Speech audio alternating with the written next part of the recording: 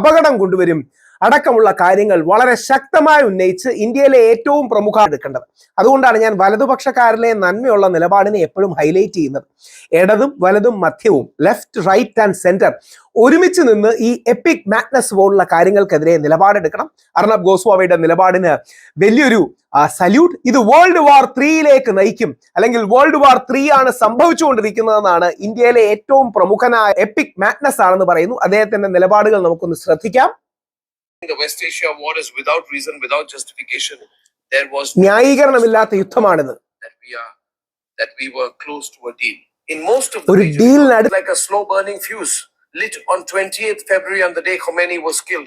Trump ഇസ്രായേലിനെ വിരട്ടിക്കൊണ്ട് പറഞ്ഞു ഇനിയും ചെയ്യരുതെന്ന്.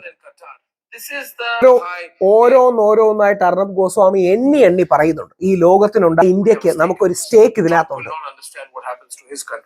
ട്രംപിന് മനസ്സിലാവില്ല.